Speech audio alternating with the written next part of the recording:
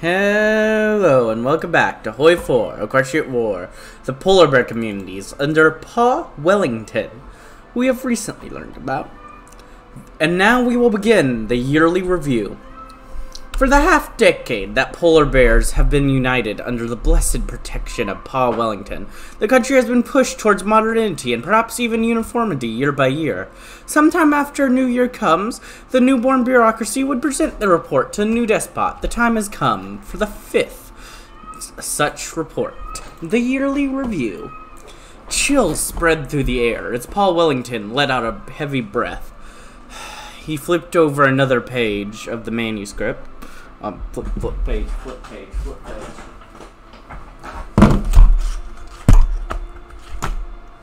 Okay, there we go. I flipped a page. Looking through the somewhat amateurly written runes and numbers, he missed the typed-out text on easy-to-handle white-yellow paper he read from during his exile in Graphonia. However, even if it would take time to properly read through the report, the impression from skimming through were not good. The progress was even slower than the previous year. Less reforms finished, not enough farms and manufactories finished, and of course Key Lake plans unsuccessful like always. Is everything to your liking, Elder? The whelp that had delivered the report questioned. Pa had almost forgotten the lesser bear was there, as it waited for any kind of response. Thank you, thank you for your concern, but everything is fine. You may go, you may retreat to your quarters. The whelp bowed its head and left the chamber, closing the whalebone doors behind it. Wellington laid the leather manuscript on the iron table and stood up from a chair of bone and chitin. He approached the window of clearest ice and gazed into the welcome blizzard outside. What was the mistake that he was committing? What was the failure? Why were there so many setbacks in his plan to turn the North into a proper state? When Grover of the Griffins united his kin, there was nothing like that. The empire he forged in but less than a decade stood united and prospered. Of course, Grover had earned the blessing of Boros even before his great conquest. Pa scratched his chin. Perhaps All-Father doesn't find me worthy yet. Perhaps. That is perhaps the case. The Treasury situation. While the implications of the modernization programs has been rather subpar, that can be carried out in the following year. What important is that we have resources to continue them. It's a good thing, then, that we still have plenty of resources to push these endeavors forward. Ah, that is good news. What's this about empty cellars, by the way? This shouldn't have been a surprise. After all, modernizing an entire country was not something that would have been cheap or easy for any one clan. So much steel and coal was required for modernization production. So much gold was needed to buy griffin products which bears simply couldn't produce yet. A permanent process of modernization for almost half a decade should have been something to be proud of, considering it was purely on the resources of a single clan. Yet Pa didn't feel pride. If anything, he was angry. Though not his clan. After all, Clan Skyfling had done the best it could with resources available. No, he was mostly angry at himself. He couldn't have ignored how much loot there was left from the bear unification. Now they only had fish left to trade with the world. Iron was too important to give up after all. Of course, there was another possibility, something that the elders of the clans would most definitely react to with club glee and sadistic exploit, but which was necessary now that his clan had nothing less to spare. Let's hope I don't have to break them again for this. We're gonna request financial support from other clans, which seems to be pretty unpopular, judging by how there's a minus 100 political power attached to it. Jeesh.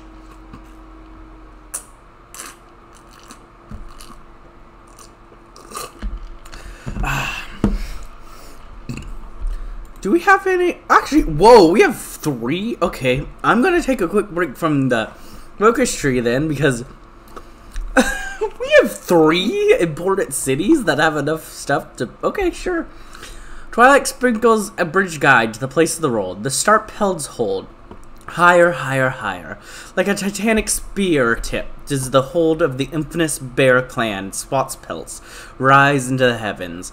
By what powers and technologies did the bears of this clan forged such a great structure is not known, but somehow they raised a behemoth of ice and stone and steel so high that it dwarfs modern skyscrapers of Equestria, if not in height, then certainly in bulk.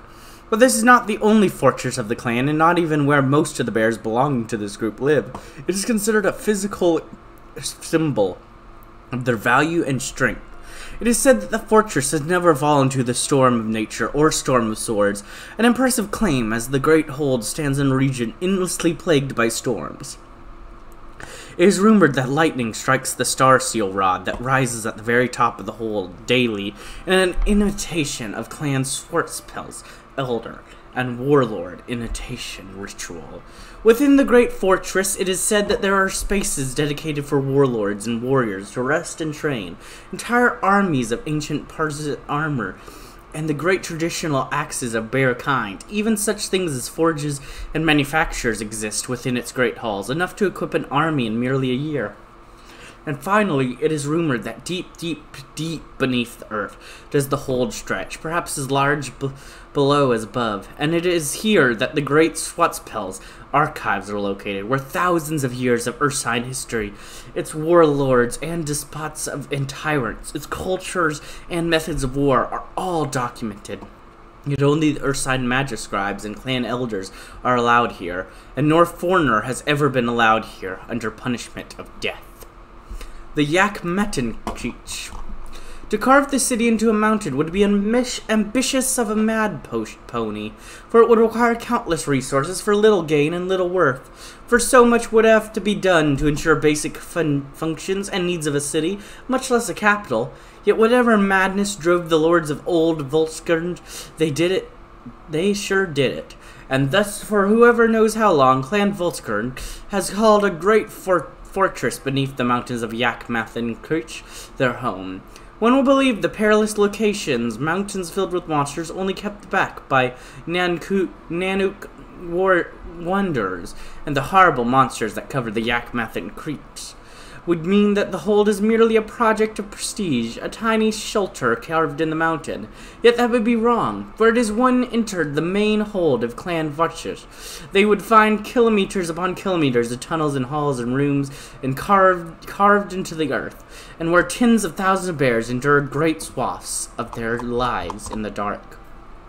No foreigner knows how deep the tunnels go, how many great underground forges, mushrooms, and tuber farms, underground rivers, and even mines for metals and crystals can be found within its great emptiness.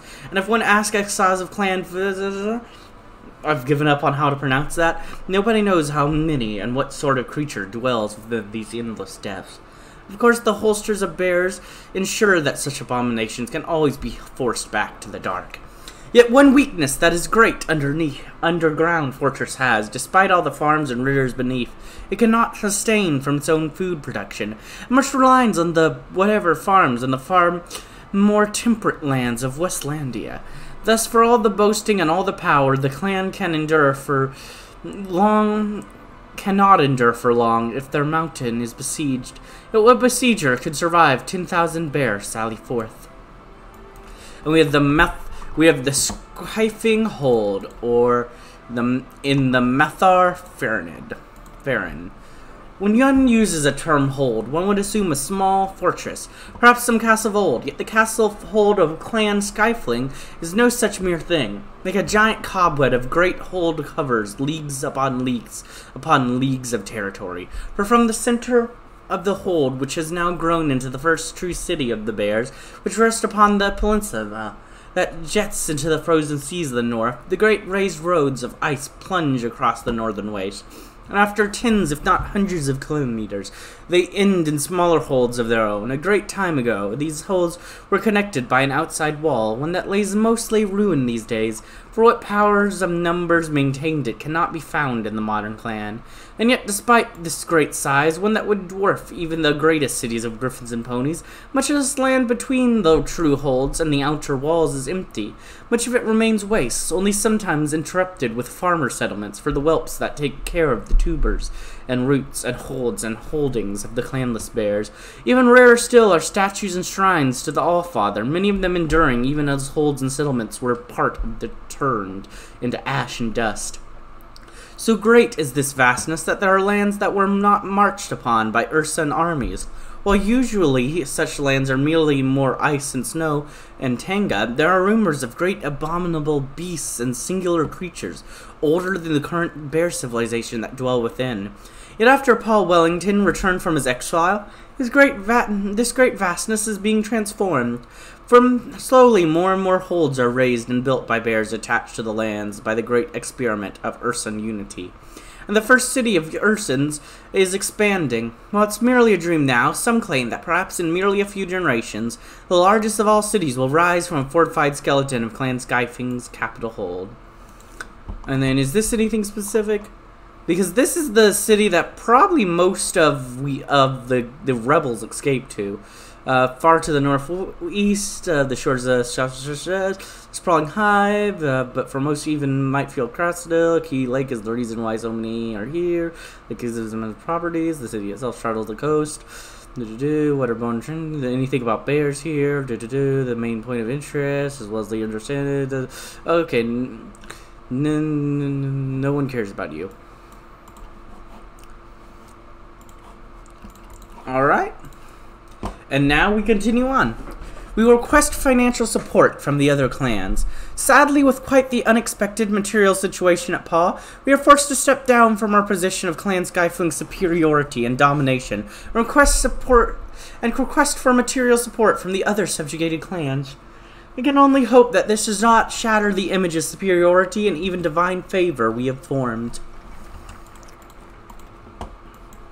Let's see. We'll start with this. Start combined research initiatives. While there's much we can learn from abroad, there's similarly as much that we can learn from within. Many clans produce and use unique adaptations of various technologies which should be spread to become accessible to all bears. For this noble goal, we will demand that artisans of other clans are sent to our fortresses and teach us their knowledge so we can spread it across the north. The clans refuse to provide financial support.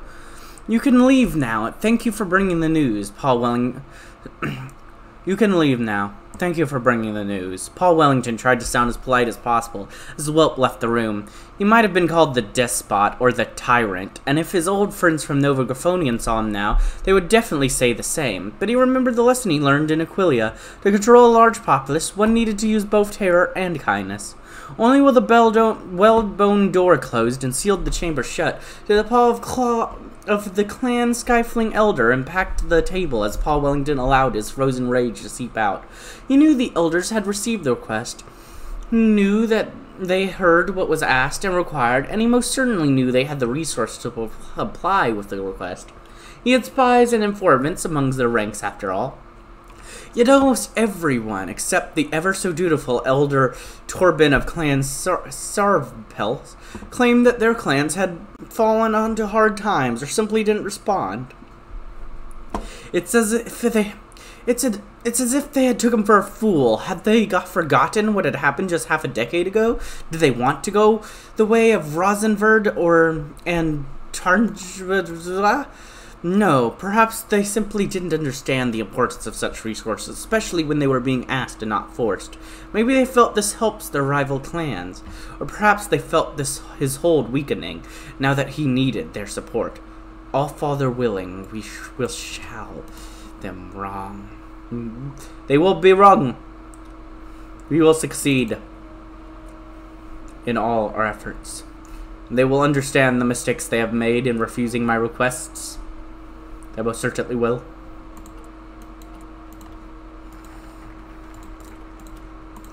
And that gives us unified scientific effort. Paul Wellington has recently pushed for greater scientific cooperation between clans, and a program of knowledge exchange is being implemented within the polar bear lands. And we're doing one of the begin nationalization of fish farms, but first, beneath the mountains. Aria, the princess of Clan Volzer, surveyed the scribes of Clan Skyfling that had presented themselves for her. Apparently, Paul Wellington had sent out the closest of his clan, had to scientists to teach other clans the advancements he had brought back from his travels in Graphonia, and learn whatever science and magic that other clans had created. She couldn't help but notice a rather patronizing tone with the request, especially humorous as the despot referred to his own scientist equivalents, something rather outdated and medieval sounding. Though it didn't matter how Paul Wellington had framed this request, or well, more order, if anything, she knew that it was just another way to attempt and control and stifle the other clans, instead of actually trying to understand or care why every bear except Surfpels didn't consider him a proper tyrant. Clan Volksver had to comply, of course. Even she was more equestrian than polar in character after exile. Arya still understood and respected the laws of her homeland, but she also understood intricacies of modern politics. She just hoped that the elders of other clans were smart and cunning enough to see the easily exploitable mistakes in how Paul Wellington had worded his order, and the scribes were guided out of the hall to be led to the chambers within the Great Svolger mountain fortress where they could rest. Arya turned to one of her former exiled bodyguards and murmured, "Keep them occupied with pointless knickknacks as long as we can." Wow. Great. That's just gonna minus my research speed. Really? One of the first things Paul Wellington did after his conquest was make the ownership of coastal fish farms fairer, in some cases in distributing clan skyfling fish to less fortunate clans. This was not just an act of kindness, but also a show of power. Whoever controls the fish trade and capture them controls the bears. Thus we must control the most fish. They're seeking independence. I'm gonna just wait on that for as long as I can so that I can actually take advantage of the research speed for a tiny bit of time to secure holds over the fish, and by extension, to secure a hold over the fish and by extension the bear clans themselves, we have begun seizing the fish farms across the nation to control the source of food. We also... Oh, the Emperor's dead. How sad. Scientific failures. Despite our best efforts, the other clans continue to thwart our efforts to spread knowledge at every turn, distracting our scribes or even flat out refusing to offer anything whatsoever. Let the waters burn. Frotchop knew he would be exiled into the waters of Nova Griffonia, where he would perhaps fall prey to cannibals or radicals over this. He was no bear, couldn't even compare to master combat prowess, and thus stood no chance in a duel. He was but a griffin after all, born of servants, and even when given a place at the table of the warriors for being an exception among his kind, he was still not on par, neither in power nor perception by others and those above. However, this also meant that if an owlbear committed a betrayal of such proportions, it would not be blamed on the clan, but rather the accusations and retribution would fall purely onto his warband. For most bears still believed that even uplifted griffins could truly persist and understand the nobility, brotherhood, and honor of the clan system. It wasn't fair, of course. It wasn't just in any true way. It was perhaps even absurd that he was sacrificing the future of his own and others like him, who managed to carve their way up from mere servants into warriors. But as the Falsten fleet burned in the distance and the plans of the despot exerting more control over the Westlandian clans was shattered, Fletcher couldn't help but grin. My life for the power of the clan. And we're doing destroyed fish farms now. Our fleet's burning, our fish supply in ruins. The clans are taking any measures necessary to ensure that we are left without the means to control them, whether it means actively fighting against us or destroying their own source of food out of spite. How wonderful. For now, the military of our country is comprised from skyfling warbands. This was a mistake, as it seems it led to other 9 clans forgetting that they are subordinates and have their own duties. Perhaps they won't be willing to forget when it becomes the duty to fight for the country under the leadership of Pa II. And that's gonna give us the polar bear army is slowly starting to take shape as military force comprised out of all of the clans instead of just a single clan acting as a lone warband within the country. But let me guess, give it a few more days, and no honor for them in war like this. Has he gone truly mad? The Grand Elder Ace of Clan Cain growled as one of her own spawn, though with the helmet it wore, she couldn't remember which. Not that it mattered really at this point, continued describing the sort of absurd, unnecessary, and even treacherousness in the bear way of life, reforms that Paul Wellington was trying to enforce through the use of the new recruitment stations, staffed by the passerborn of his own clan. From the very beginning, she was skeptical of such dreams and ambitions of this despot, since after all, he seemed to be so aligned towards the griffins and changelings represented. It was disgusting, to say the absolute least, for a polar bear to try to imitate species so minor and frail. It's why she and lesser elders agreed to simply ignore the request for a resource to trade. It just stank of weakness akin to griffins and changelings, though it seemed that the Skyfling realized their mistake and now they were demanding, not asking. So at least there was something respectful there. And so Cain humored the request, only to find out its absurdity. The Skyfling were not organizing a force of attack or defense against any sort of attack.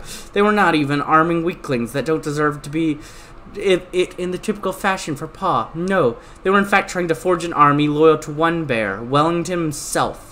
In betrayal of all duties of tyrant to lesser and lesser to tyrant, the bears of other clans were being forced to train to fight and die, not for their clan, but for the despot. As a clan that had put their axes down for Paw, and whose leaders fell beneath his clans, Khan couldn't just rebel, but as laws and duties were broken on all levels, Khan simply could choose not to listen to such orders. But Khan didn't simply openly announce such defiance. Word, rumor, and news traveled by it through themselves, and soon most other clans had joined. They simply refused to send the bears of their clan to serve in the armies organized by Paw. In fact, many seemed to feel so insulted that they stopped patrolling the western borders with changelings, something that was previously done willingly, forcing Paul Wellington and Clan Scything to compensate with bodies of their own. My guns. My gun. Disjointed military. With the clans outright refusing to join or even take any part in the Polar Army, not only are we short on bears to conscript, but we are also forced to compensate for the lack of cooperation with soldiers of our own. Yay.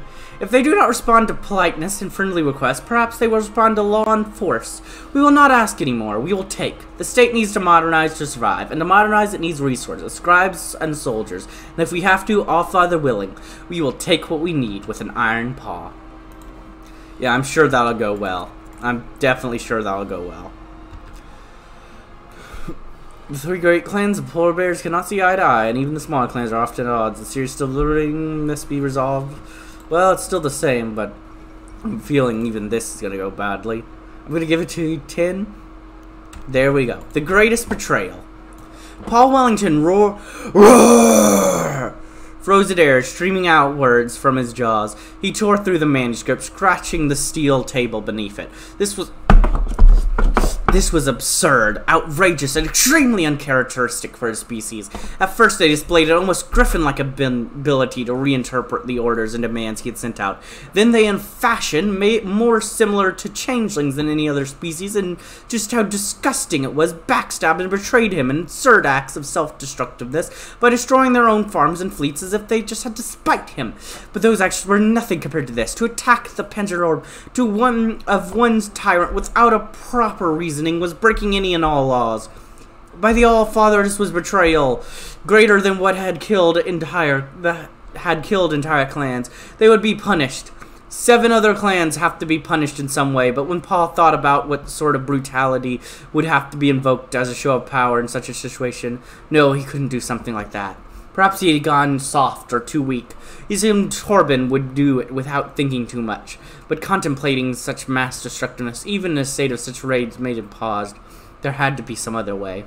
Paul Wellington knelt beneath an ancient statue dedicated to All-Father, a creation of frozen stone, shaped in a strange yet awe-inspiring bear-like armored beast, once marking the midpoint of a road between Clan Skyfling and countless clans that used to exist on the western side of Key Lake. However, now it was used as an indication of land where the rule of the Hive Sorth began. Paul Wellington would travel to the monument monthly whenever he could, both to get his respects for the greatest divinities and to visit the few fortresses remaining here that kept watch so that Chrysalis didn't get any ideas. It would have been nice to visit other similar fortifications scattered across the other empty borderlands across the polar bear-owned north. A realization dawned for Paul Wellington, a show of power that other clans would be forced to respect, something which could also be considered a true punishment for all their wrongdoings. He gazed up at the pseudo-Yursing statue. Again, thank you, All-Father. And the clan gets divided even more. The outcast question. They might act arrogant and superior to us, having mocked our pride, our dreams, and our concept of great united bear state, but we will contact the borders and they don't. If we can't get support and help from bears at home, we will just take it from the bears abroad. We will open up the borders and accept the countless exiles that roam the world back home. We will no longer get the effects of repaying griffins for rifles. Yay! The invention of the fighter plane. Ulrich, and in quotation marks for some reason, Ulrich strapped the flight goggles onto his head and clambered roughly into the big plane. He whispered a quick prayer to the Allfather for success and started the engine. A warm roar answered him, and he grinned. With a few more switches flipped, he took off into the air.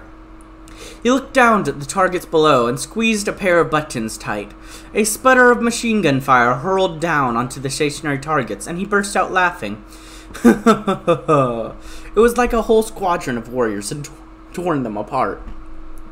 This was far better than just scouting with the Changeling's Butcher's float plane. He landed carefully and hopped out of the plane. Paul was there to greet him.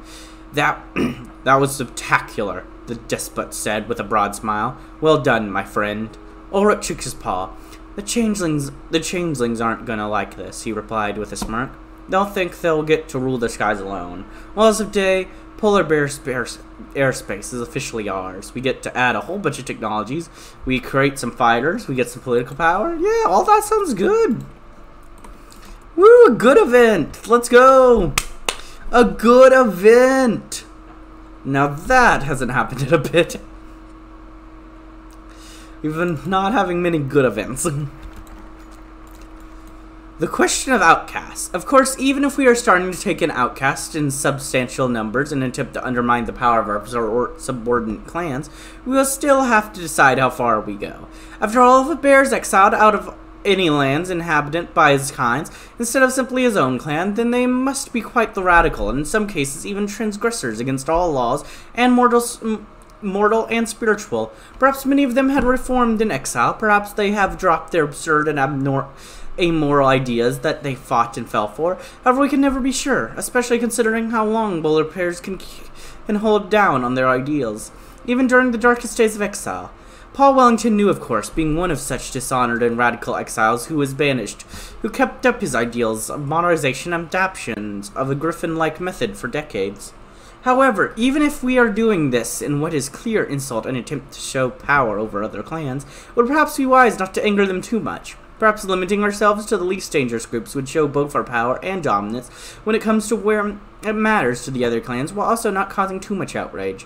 On the other paw, we can simply accept everyone back and hope that when that conflict arises, we have enough new recruits that we simply numerous enough so that no other clan thinks that they can win. However, taking the more radical option could lead to losing our only current and firm ally, Lord Torment of Clan whatever.